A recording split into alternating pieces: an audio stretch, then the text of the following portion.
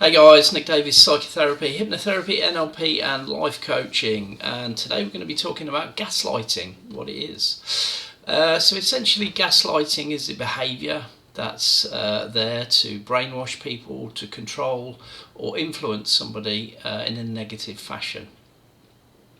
So generally you'll find that this is a game played by narcissists that enjoy making the other person feel unstable, mad or out of control. So what they do is they'll use certain behaviours, like they'll say phrases like, oh, you're overreacting, you're making too much of this, oh, it's just in your head, oh, it's all you. So when they say these things over and over again, what happens to the person who's normally an empath? They tend to doubt themselves, and they doubt themselves and doubt themselves until they can actually go a little bit or think they're going crazy, or it's a behaviour that narcissists use to trigger behaviours. So narcissists have very poor, they're very unable to see emotions unless they're very strong emotions. So narcissists, I call it emotional blindness. So narcissists will be able to see people who are really crying their eyes out, they'll see people who are really angry, people who are screaming at them, but all of the kind of softer emotions, so frustration, mild sadness, discomfort and things like that, narcissists generally are unable to see those things, and that can be an unconscious behaviour while they push people because they can only see these very, very strong emotions. So my first bit of advice is if you are around anybody with those behaviours that's pushing you to the point where you feel like you're going mad, you feel stressed, you feel angry, you feel upset, you need to check out of those relationships. You know, every now and again, you know, especially if you've got kids will, you know, push you beyond your limits, and then you'll feel like that. But obviously, they're children, they're dependents, and that's the funny thing about narcissists. Narcissists are people who haven't actually grown up. They are actually still children, and they're exhibiting those very, very immature behaviours. So it's essentially there to trigger you, but also it's there to make you think that you're the person that's, you know, in the wrong, that, you know, you're overreacting, you're too sensitive, and, you know, you're the issue. Narcissists are very into themselves and don't have any empathy, so they'll generally look at the world through a filter. Whatever happens, I'm right, or I'm never wrong. They're two phrases that narcissists use. Let me look at the world and see how the world is wrong. The phrases that narcissists use are, I think I'm the only sane one around here. So it's not a single behaviour. If somebody, you know, it's a persistent behaviour. Now I'm going to go into another narcissistic behaviour, but this is a passive-aggressive form of gaslighting. I've not read this anywhere. This is something I've observed myself personally. So a passive-aggressive gaslighting is where it's not overt, like a narcissist constantly picking away at you and pushing you to these points. So a passive-aggressive form of gaslighting is where somebody would appear to be stupid, forgetful, or making mistakes. Now, we can all make mistakes, you know, I do myself, you know, it's people forget things and things like that.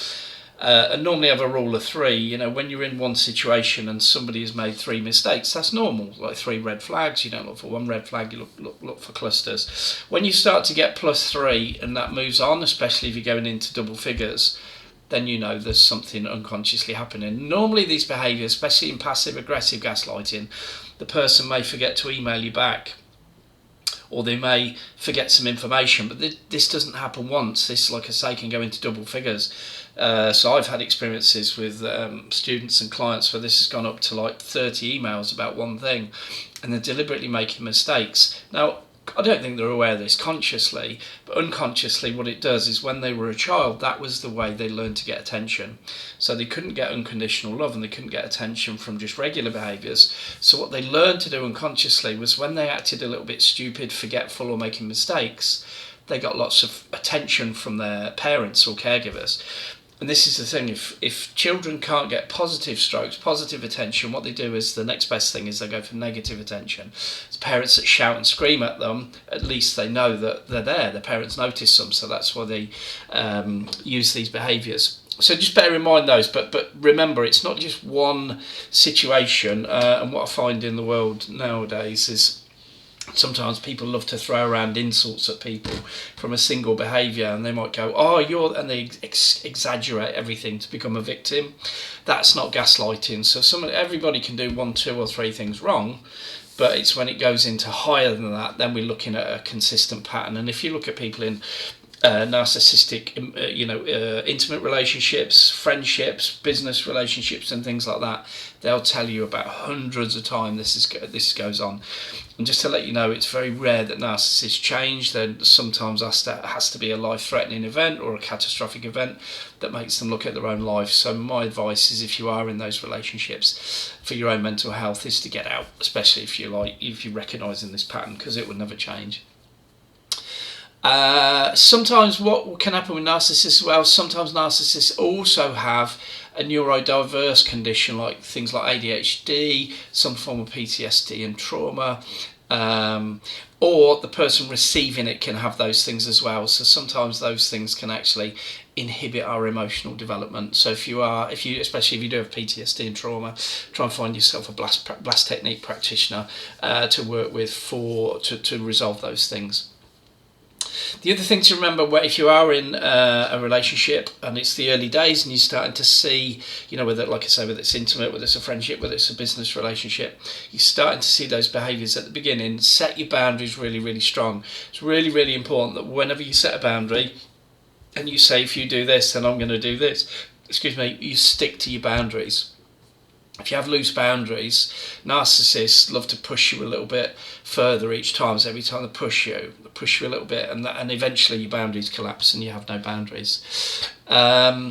So why do they do it? Sometimes narcissists think they're special and they like to get that strong emotional response because it makes them feel valued, it makes them feel worthy. And like I said about the children that couldn't get attention from good behaviour, narcissists will learn that if they can trigger their parents into anger, outrage or sadness, they feel that they're there, and it gives them that identity. So I hope you enjoyed the video. If you have, please like, subscribe and share, and I'll see you on the next video, guys.